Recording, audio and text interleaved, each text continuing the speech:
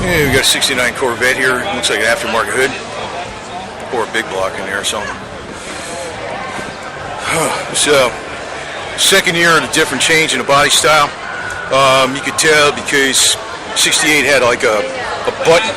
You had to press the button and press that down to get the door handle open. There's a couple other changes on it too.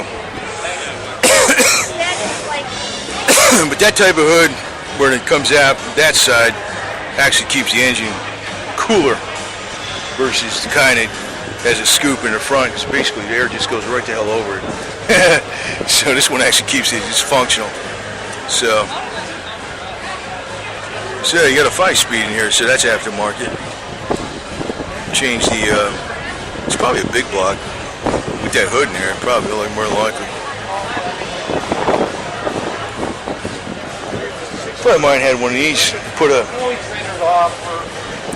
He picked it up with a blown motor in it, and he found a 73 350, which had 12,000 miles on it at the time.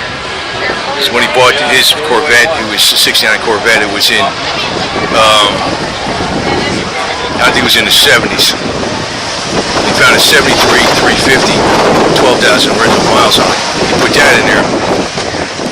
Then he had a rebuilt with competition synchros, and it was convertible. And he painted the exterior with Volkswagen Aztec Gold.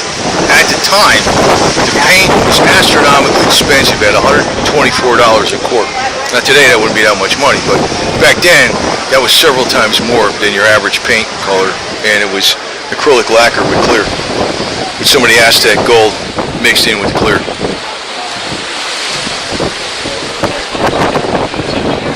And he changed his rear lights to, like, you know, 2 brake lights on each side, and mounted the backup lights underneath the bottom. So when you're riding down the road, it looks like, you know, you got all 4 lights lit up in the back. You know, it's kind of a common aftermarket thing to do to these things. I remember one time he was saying he couldn't believe the gas mileage he was getting on his Corvette. He was getting some crazy gas mileage, like 20-something miles to the gallon. And you know what he did? Totally killed his gas mileage. He changed the gas filter. The little gas filter that was in his stock Rochester car that you unbolt, it's like a little stone thing that's in there. When he changed that, the gas mileage went right down to 15. It's kind of weird. It was running good, but somehow it was getting crazy gas mileage because the gas filter was restricted.